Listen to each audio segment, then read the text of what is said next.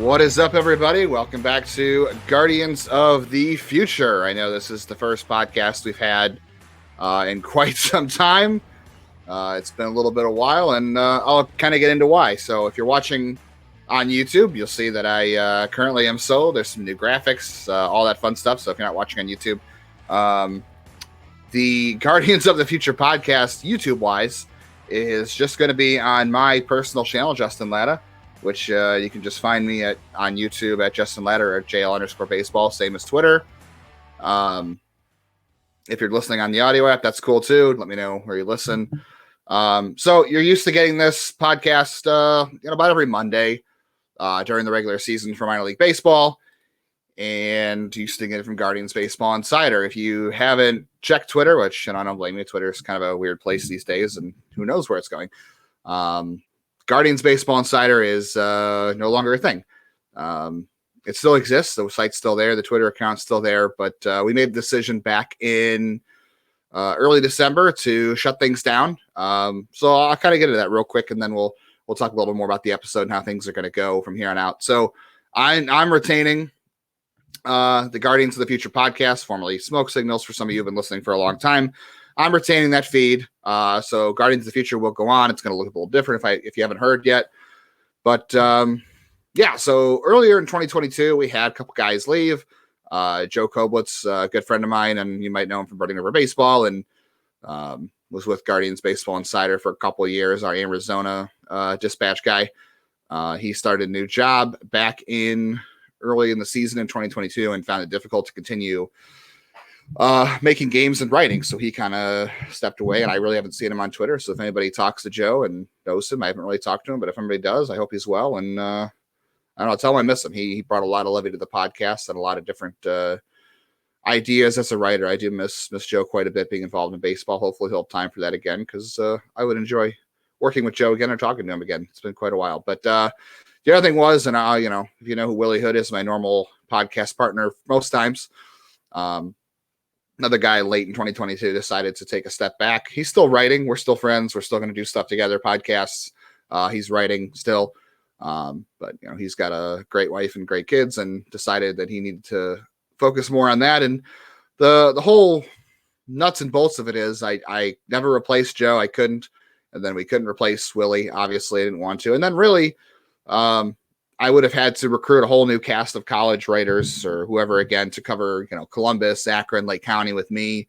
We had a writer in Lynchburg last year, thankfully, which was great. But I would have had to go out and do some college recruiting and find some writers once again this year. And honestly, I didn't have it in me to go out and replace Willie and Joe, which I never did, and then a bunch of college writers. I think I figured out sometime last summer that I was having a hard time keeping up editing and posting stuff and trying to stay active on the site and do the normally scheduled stuff on Guardians Baseball Insider and my own writing. So I think my own writing suffered, and I think that I kind of lost some of that desire to write. I still like to write, but I think I just lost the energy to write in between editing. So I don't mind editing, and there's a lot of writers who have come through the site when I've been there who have gone on to great things, and I'm so proud of them and happy to have worked for them if they're listening.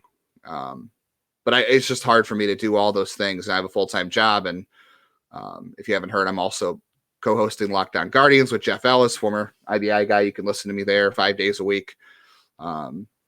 Starting in January, we're doing 3 days a week in the month of January. Just January, February, we'll do 5 days a week. But for now, so you can hear most of my Guardians opinions over there at the Daily Podcast. I'm still going to be writing at. It's going to be a Substack next year in Cleveland. I'm already out there.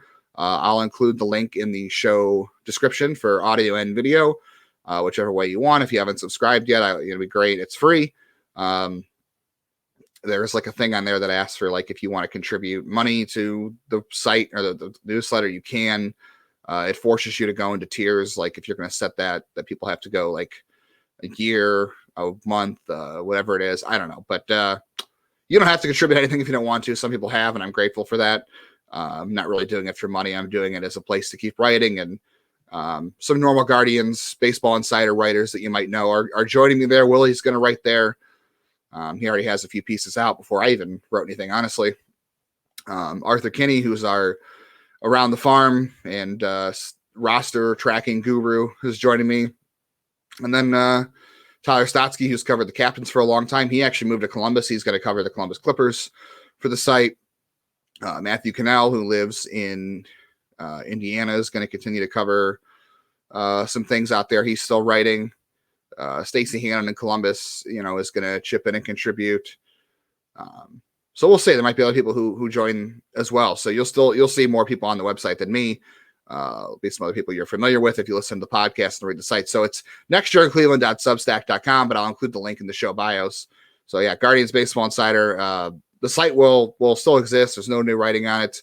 There's no way to subscribe to anything. The stuff just exists. So I can still access it in the back end if anybody wants to read anything, and I might grab some stuff off there. Who knows? I'll continue to reference it. The Twitter account still has videos on it that I'm going to reference as well. But yeah, so we're moving on. I'll keep Guardians of the Future podcast. I don't know if it's going to be what it used to be. I won't have Willie Hood with me every week. I know he might come on during draft season. He might join me for a random episode here and there. But for the most part, it's really just going to be me as a solo host.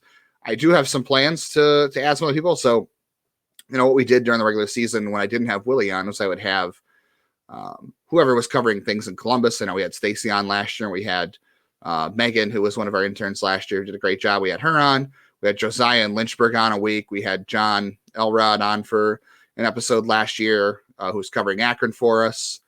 We had the guys in Lake County with me.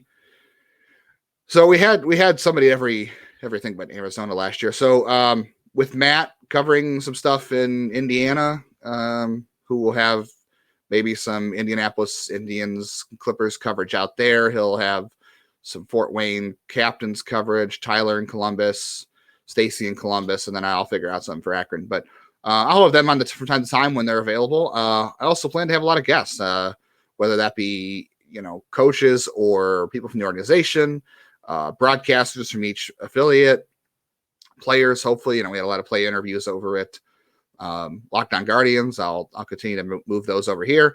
I'll probably use some audio interviews from games I'm covering. I'm still going to cover minor league games on next year in Cleveland.substack.com. I'm still going to get out to games and do a lot of familiar writing that I did over at Guardians Baseball Insider. So I'll probably use some audio for that over here as well. So there'll be a number of things, we're going to do. It won't always just be me. Some weeks it might just be me, but have plans for a lot of other guests and contributors to join me. So it's going to be interesting. We'll see how things unfurl and develop. I can't promise it's going to be a weekly thing. We'll see how my energy levels are feeling and how much I can do. It'll really be as there's things to talk about. There's always stuff to talk about. I can talk about minor league baseball forever, obviously, in the Guardians farm system. So just with hosting 2 podcasts is quite a lot, especially when this isn't my full-time job. But the Guardians of the Future podcast will continue, as you can hear right now. So that's kind of where things are at in terms of housekeeping things and why this channel feed has been silent and other things you may have noticed that haven't been around. But I do have a couple things we want to talk about today on the podcast, though, not just the housekeeping stuff. So at first, we'll get to some questions. I did throw a little last minute tweet out there to find some questions. Also, if you're not on Twitter, the great thing about the Substack is you can subscribe just on email. You can get it sent straight to your email, which I really like, considering the fact that Twitter is, whatever it is these days. So you can sign up through email. You don't get to be on Twitter. So if you're a podcast listener who doesn't go on Twitter often and likes my writing or anything else, or likes the coverage of Guardians minor league system, you can just get it right to your email and not have to mess with social media, which is always a good thing. And email has been going strong for 25 plus years. So I think that's safe to say it's here to stay. So let's get to some of the questions at the top of the podcast. Then I'll get into some other stuff later on that I'm working on and things I'm thinking about as the 2023 season is, at least spring training is getting close finally. So first question was from Jim Plushinger, Data Reference Desk. That's an interesting handle. I kind of like that. Big X factor is the 2022 draft picks. Did any of them play at all? So none of the I'm sorry, I shouldn't say none. There were a few 2022 draft picks that did get out to affiliates. Let's see who got out to affiliates in the last year. Joe Lampe got 2 at bats in in Lynchburg last year. If that, he played like a game, I think I remember. Zach Jacobs, I'm sorry, not Zach Jacobs. Adam Tulloch, Arizona State, the Guardians' 15th round pick last year. He pitched a couple of innings in the Arizona League. They didn't go great, but first time out there in quite some time. Lampy, by the way, was the Guardians' 3rd round pick. That is it as far as I can see that have been out there that played. There might have, I think Zach Jacobs might have thrown an inning at UC River from the 18th round pick. I want to say he might have thrown an inning. I'd have to go check, but that's my best guess is those guys. Anyway, so we had Tanner Bibee on the Locked On Guardians podcast a few weeks ago. You can check that out at Locked On Guardians. And we asked him, none of the 2022 draft picks played this year except for a cup of coffee for a couple of guys. And Bibee didn't either himself after he was drafted in 2021. And we kind of asked about that. And basically he said the organization's philosophy is to just get guys feet wet, in pro setting. A lot of it's just onboarding. Honestly, he said a lot of it's just, plans for them, what they need to do to be a successful major league player. Just what, working on strength programs, other things like that. Just a lot of it is just what they expect from them and trying to get them working out and getting used to game reps. Because the big thing about some of these picks is, you got guys who are playing in the college, if they make it to the College World Series, number one, they're playing into June. And then they're not playing now that the draft has been in July. You have these guys are, out for a month.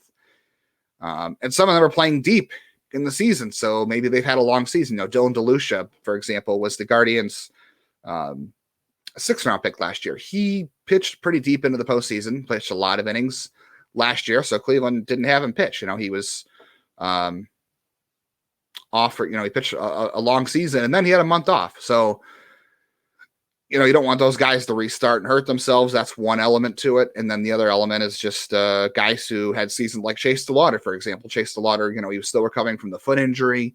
And then he was still, even then his season ended like in March or April or whatever it was.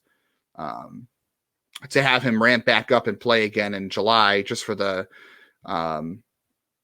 Arizona Summer League to be ending, because it doesn't go that long, whatever it was, didn't make a whole lot of sense.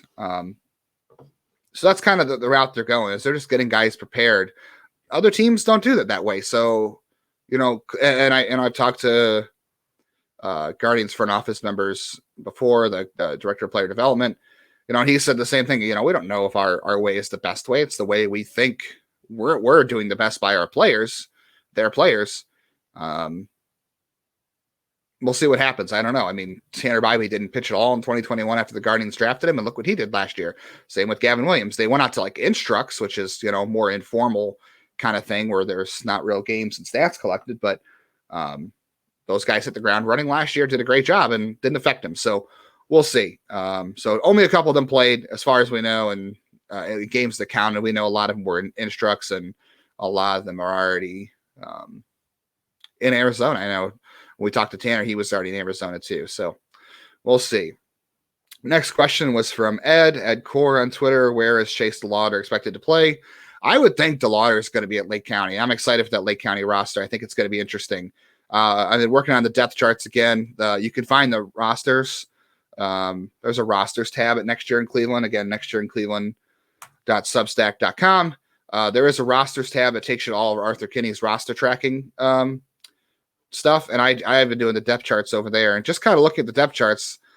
Lake County is going to be interesting. Should have Chase DeLauter, should have guys like Parker Messick and Justin Campbell, all from this draft class. I think Jack Leftwich might come back from last year. He was hurt at the end of the year, but he's good to go now. We should have Ryan Webb, who was recovering from Tommy John. He'll be back. He should be at Lake County. Pitched a bunch of innings in Lynchburg when he came back, and he was good. Hunter Stanley might start there. I think he was a 21 pick, and he had a fantastic Arizona Fall League showing. Honestly, he was hurt most of the year, and Cleveland got into the Arizona Fall League to throw some innings just because he needed innings. And man, he was pretty good in the AFL. So reliever to watch in Lake County. But yeah, Chase DeLauter should start there. I think Ethan Hankins, if he's 100% ready to go out of the gate, I know he hasn't pitched in forever. I wouldn't be surprised to see him start in Lake County and move to Akron, but he could start in Akron. I'm not sure. Other guys that could be in Lake County, Isaiah Green, probably Joe Lampy. Tyrese Turner, Angel Zarate, all from the 2022 draft class. I would think that Josh Wolf makes it up there from the Francisco Lindor trade. Will Dion and Rodney Boone, who finished their seasons in 2022 at that level. Trenton Denholm, who had kind of an up and down year, but showed a lot of promise. He should be in Lake County. So should be a fun roster. This is not guaranteed by any means, but just the guys I'm looking at, I think that have a chance to be there. So Chase DeLauter, I would expect him to be in Lake County. I could see them starting off in low 8 Lynchburg, but he's such a good hitter. And I don't know. I just think that where he is at skill set wise, I think it would benefit him to be in high A to start the season. He's still young, so it wouldn't stun me if he's in Lynchburg to start the year. I mean, looking at the Lynchburg roster that I have, I've been thinking about, the outfield is pretty empty. You know, I think Wilfredo Antunez, who's an interesting guy, might be in Lynchburg. Luis Durango Jr. might be back there. Press Kavanaugh from this draft class. Guy Lipscomb from the draft class. Those guys are all going to probably be in Lynchburg, so there might be room for Chase DeLauter there, but at some point this year, he should be in Lake County in Ohio, so we have a chance to see him, if not starting there. So let's hope anyway. And the last question I've got for right now, if any pop up while I'm recording, I'll answer those too, but I'll just get these out of the way now. From Clay Cash Dollar at Clay_Cash Dollar on Twitter.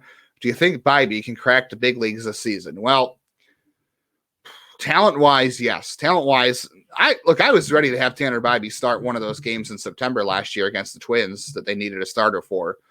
I thought he could have done it. It would have been aggressive. I don't know how they would have made the 40-man work, and I don't even know how they make the 40-man work this year. That's why I'm going to say no. I think talent-wise, he is ready to pitch this year. It really depends on how the 40-man roster shakes out. You know, are they going to have Savali? Are they going to have Plesac? Is Cody Morris a starter? They've already got Pilkington and Curry and Gaddis on the 40, and they've got to add Espino and Logan Allen this offseason, and Bibee's got a while to go. So it depends on how they massage the 40-man roster. It's such an issue. But talent-wise, he's ready. I think he probably starts the year at Akron only because of the backfill in Columbus. We'll see what they do. You know, Pilkington, Curry, Gaddis, Battenfield, Logan Allen are all AAA starters. They signed Tuki Toussaint. I don't know what they're going to do with him. Tuki Toussaint's an interesting player. I've liked him for a while. I know he's not a prospect.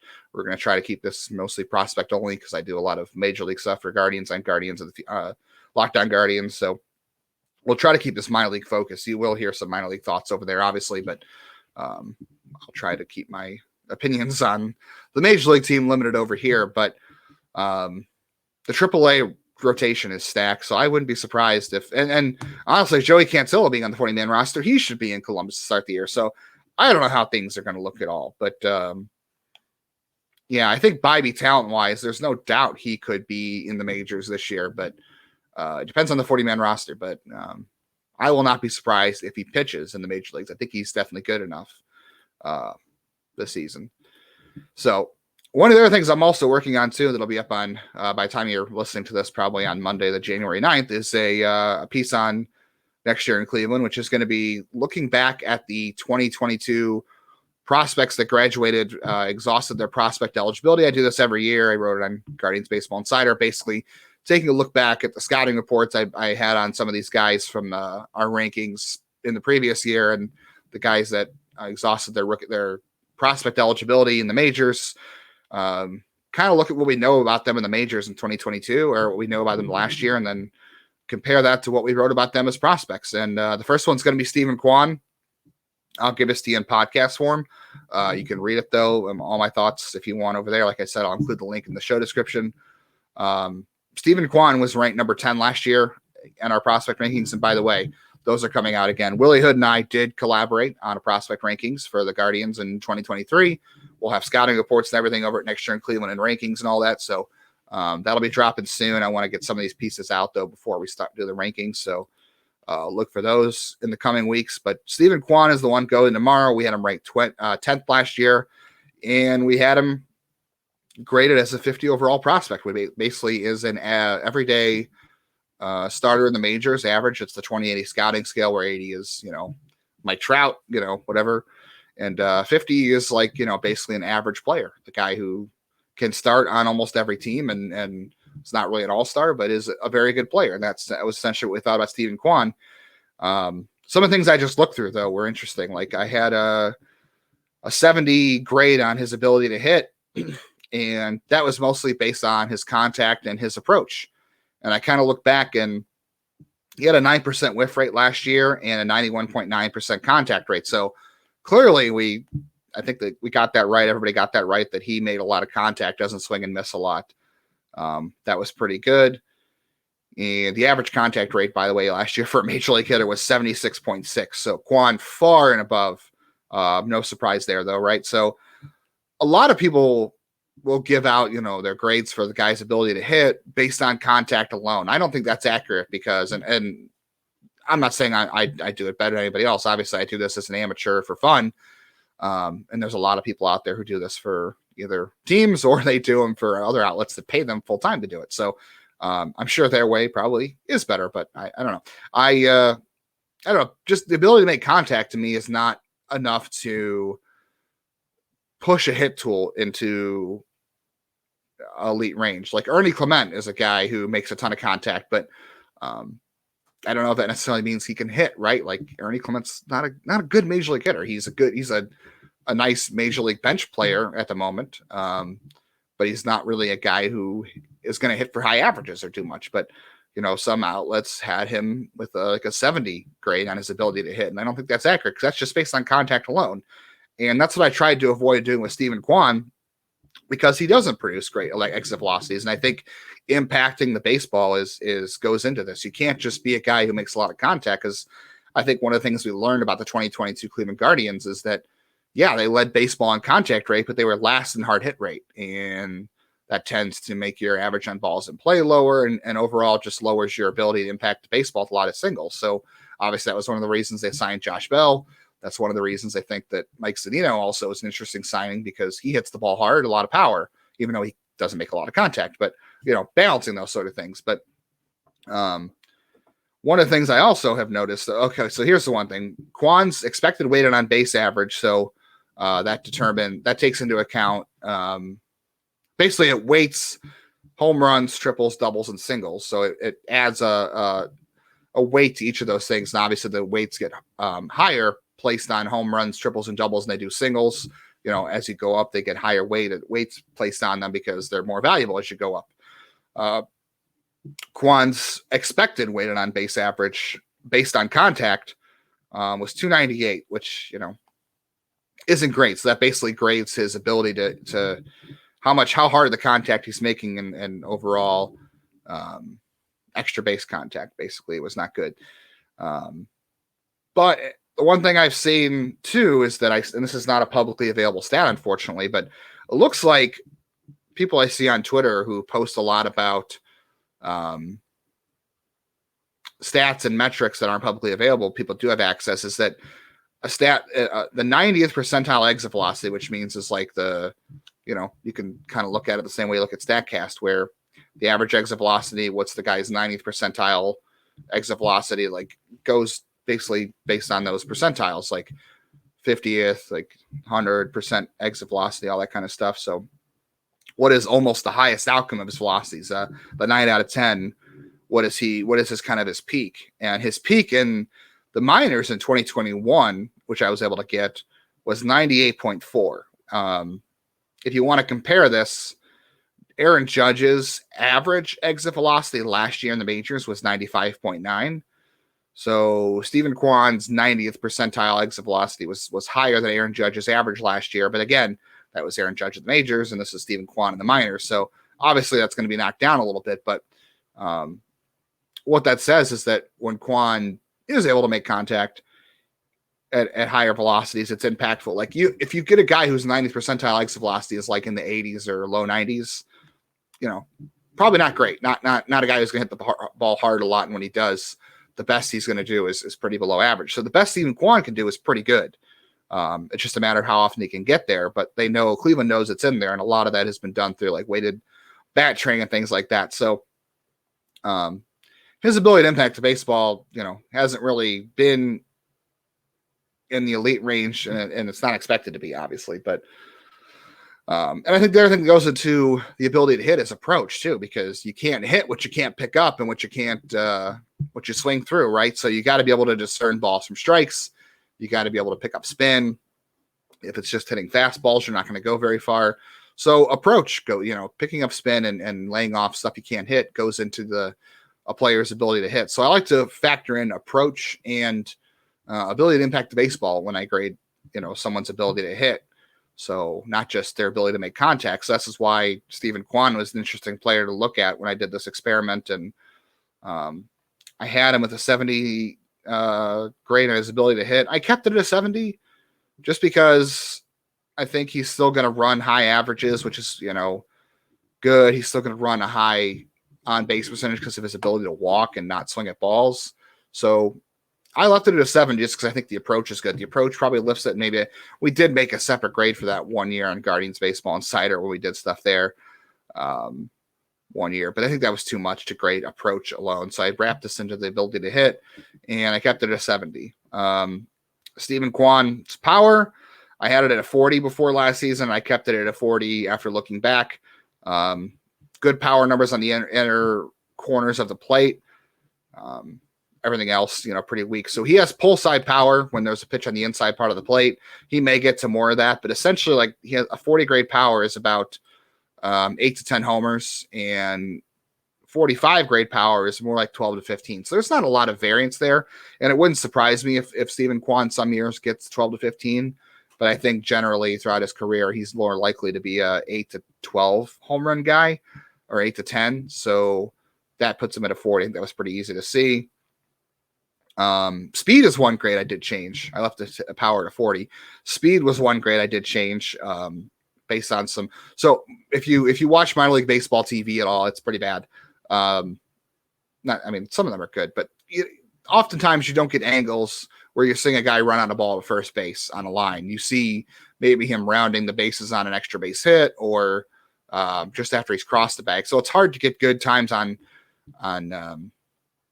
home to first, which is generally where speed is graded, is home to first times, even though that may not be a great picture. You got to watch guys run the bases and see if they're, a better runner underway and stuff like that. But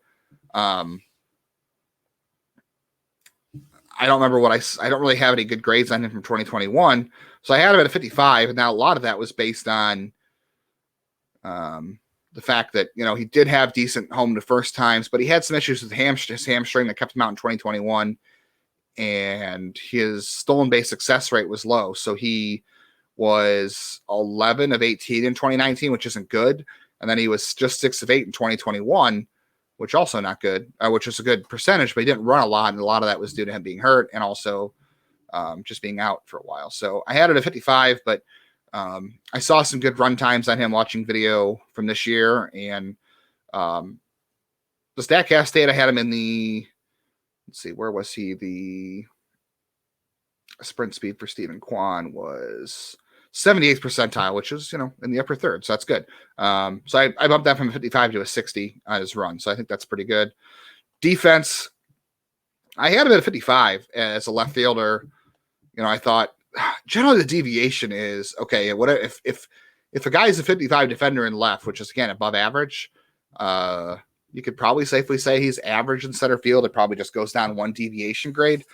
But, Kwan did win a Gold Glove for what that's worth. And all the metrics backed up that he was good. 12 outs above average in left, -2 in right, even 0 in center, 21 defensive runs saved in left field, -2 in center, -4 in right. Made a lot of spectacular catches, obviously. I'd say he's a 60 defender in left. I'd probably still say a 50 defender in center, and I'm okay not knocking it down 2 grades. But yeah, it's 1 grade I moved up. Throwing arm, he did have 7 assists in left field last year and 1 in right field. 8 overall. A lot of the metrics had him as a pretty below average thrower from the outfield. I should say below average, just slightly above average, 54th percentile on StatCast and arm strength, and Fangraphs outfield arm runs above average, had him -3, so they kind of marked him as a below average guy with throw. I put him at a 50 in left field. I think he could get it to a 55. a 50 arm in left field is playable, no doubt. It can play in left field. He threw some runners out last year. If you have a decent arm for left field, you can still be an impactful thrower. It just gets less and less impactful when you do it in center and right. I think, grades for each. If you have a 60 overall arm, it's going to play anywhere. 55, maybe not so much. 50 obviously is more left field, but having a 50 arm in right field is more of a detriment, even though it's average. But I also think an average arm for right field is a different scale as well. So I think 50 is still right for left field. I think he could be passable in center field with his arm, and it could be better if he strengthens it a little bit. I wouldn't count it out that Steven Kwan's arm gets better as he goes on. He could strengthen it as he did with weighted bat training for his power a little bit. But overall, I think I kept it at a 50. So our overall evaluation last year at GBI was 50 grade prospect on Kwan. As I said, I bumped up to a 55, which is above average. One of the things I use for WAR evaluation is like, I think anywhere from 2 to 3 is a 50 player at WAR wise, and then like 3 to 5 is 55, and 55 is generally like above average. And sometimes you can make an all-star team being a 55, although if you don't hit for power the way Kwan doesn't, and you play the outfield, which is so crowded in terms of all-star candidates, it's going to be hard for him to crack an all-star team. He could. It would have to be probably a player selection or a replacement, but I still put him at 55. I bumped him up from 50 to 55 just because I think that the speed and the fielding went up a little bit, and he's an impactful player. I could see him having a bunch of 3 to 5 win seasons by WAR. Most years, 10 homers, 20 steals, an average around 300 every year, I think is reasonable. 290 on a bad year, but so that's just an example of some of the things I've been writing and I like to do before the prospect list drops. I still have to write an article on Oscar Gonzalez because he exhausted his rookie eligibility, and that's going to be an interesting one to write. My original plan was to write all these as one column and just kind of take a look. But as I look back, I started getting deep into the weeds on Kwan, and I was like, all right, this just happened by one. I might do Pilkington and McCarty as one. Here's the other guys. So for my 2022 rankings, Oscar Gonzalez, Steven Kwan, Konnor Pilkington, Kirk McCarty, Richie Palacios all graduated and exhausted their rookie eligibility. Other guys we had ranked that have moved on. Obviously, Alex Call is gone with the Nationals. I'm not going to do a write-up on that. Let's see. Anybody else exhaust eligibility or is out of the organization? Jose Fermin, minor league free agent, signed with the Cardinals. He's gone. Will Brennan has not exhausted his yet. We had Victor Nova, 60th last year. He's out of the organization. He's been released. Everybody else is still in the system that we had ranked at the start of last year, or well, that's not true. Carlos Vargas was ranked 27 starting last season. Obviously, he's in Arizona. We had Tobias Myers ranked 26 last year, and he is out of the organization. Boy, was that a miss. Ouch. Okay, so those two guys are gone. Yeah, so not too many guys off the list from last year, but I'll have more articles on the guys that graduated in the coming days. I'll probably review them on the podcast at some point as well. A lot of things to get excited about this year. I'm excited about to finally see Chase DeLauter play. I'm excited for the return of Daniel Espino. Excited for the return of Joey Cantillo, who was hurt at the end of the year. That was a bummer. Also excited to see some of the younger guys too. I want to see Joe Lampe. I'm super excited for Nate Furman. That's one guy. If you're not familiar with Nate Furman, I think that's going to be a guy we're going to talk a lot about this year. A lot as an offensive prospect. I think he might have a similar trajectory to Steven Kwan. I feel like he is a very Steven Kwan-like player. A lot of contact, a lot of things they can do with his swing to help him out. Or Will Brennan even. He might be an infield version of Will Brennan or Steven Kwan. At least I'm hoping that's what he can be. I think he can be. We'll see. All the 2022 draft picks, I'm excited to see. I want to see how Logan Allen rebounds from the AAA failures that he had. I shouldn't say failures, the struggles he had. I believe a lot in Logan Allen. I think he'll come back stronger next season. I'm excited to see how Mike Caprice follows up on his 2022, what I think is a breakout season. I want to see what he can do. Trying to think who else is going to AAA. I want to see if Peyton Batfield can bounce back from kind of a down year. Same with Nick Mikolajczyk. I'm excited to see what Tim Herron can do now. He's on the 40-man roster. See if he can take it to the next level and make the major league roster at some point this year. The bullpen's crowded. It's going to be tough, especially if they decide that Touki Toussaint is a guy that can be a bullpen thing. I'll be curious to see how that goes. Up and down, just kind of looking at the roster here. Going to be interesting to see which pitchers can make the majors this year between obviously the big three, if they're all here. Cantillo, I'm excited to see what Cody Morris can do. I hope Cody Morris is healthy for a full season. Excited about that. Petey Halpin should start the year in AA, everyone's favorite prospect. Super excited to see what he does AA. I think he's primed for a breakout this season. Could be tough in the early going for him. He's going to be young if he plays in AA, which I think he will. It could be tough in the early months being cold and it's a high level. It could be tough for him, but he got better as the 2021 season went on. So I think the early part of 2023 could be tough for him, but I expect him to have a good season and improve as the season goes on. But I think it could be a big year for him. Angel Martinez, I think, will probably start at Akron. I'm excited to see how he follows up a breakout year last year. Spoiler alert for my prospect rankings, I actually have Angel Martinez ranked ahead of Brian Rocchio, and I will get into that in the future, why I have that, and through writing and through podcast form.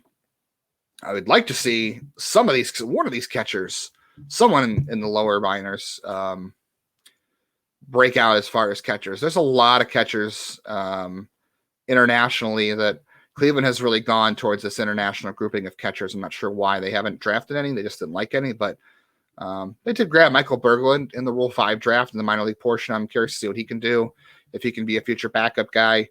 But I'd like to see someone like Manuel Mejias or Robert Lopez or Victor Torres or Emilio Tavares. One of these guys kind of step up and show some promise as catchers, as far as catchers go, because behind Bo Naylor, it is rough. Brian Lavastida, that's another storyline for this year. Need to see how he rebounds from a tough season last year. But other than that, catching, it's pretty bare in the system. It's pretty bad. And then, Jason Churio, that should be a fun storyline to follow this year. He should make his stateside debut in Arizona. Obviously, he won't play until... I have a hard time thinking he's going to be in low A to start the season at his age, considering how conservative the Guardians are. I would imagine he'll start an extended spring training, and you might see him play whenever the Arizona Summer League opens up, and maybe he'll bump his way to Lynchburg at some point. I mean, Petey Halpin, kind of odd. Petey Halpin in 2021, he was a 2020 draft pick, but in 2021, he was in extended spring training with the Guardians, and then just as the Arizona Summer League was good, the rookie league complex league was going to open up, they promoted him to Lynchburg. So instead of playing a game out in the Arizona Rookie League in the complexes, he got bumped to Lynchburg. So he never played a game down there officially, just a lot of practice games or, summer league or spring training games, whatever they do down there with their weird rules. Maybe the same thing for Churio. Maybe Churio spends, February, March, April, and May down there, and when that league starts to open up, they bump him to Lynchburg at some point. That'd be exciting if he does that. That would mean good things. Trying to think what guys will probably debut in the Dominican this year. Probably all guys from last year's classes. Yankee John Baptiste might move up. I don't know. That's getting into the weeds. We'll get into all that in the future. But anyway, Guardians of the Future podcast kind of back. I don't know if I'll do these regularly until the season starts. This is just kind of a check-in and kind of let everybody know what's going on. Appreciate everybody's patience. Anybody who listens, I know it's not a lot to talk about. I tried to find something to talk about there. That was kind of what I had planned, but I really wanted to just update everybody on the podcast, and I wanted to update everybody on all things related to whatever content I've been working on. Like I said, Guardians Baseball Insider, no more, unfortunately. Appreciate everybody's support of that site over the years. Tony, everybody who was a subscriber, a reader, supporter, a follower, whatever you want to say. Really appreciate that over the years, and all the guys I worked with and ladies, everybody I worked with there. So I hope you'll follow us over at Next Year in Cleveland on Twitter. That's at Next Year in CLE, which was actually my Twitter handle when I first signed up for Twitter. That was my original Twitter handle. And I had a buddy in college who I worked at the radio station with at the University of Akron, WZIP. He's like, man, you got to change your Twitter handle. That's just not professional, man. It's got to be something better. So I changed it to jail_baseball. But luckily nobody took my Twitter handle, so that was good. So I'm putting all the writing there now, and I think it's a good fit for talking about prospects. Next year in Cleveland, hopefully we see a lot of prospects. I don't know if we'll have 17 prospect debuts in 2022 or 2023.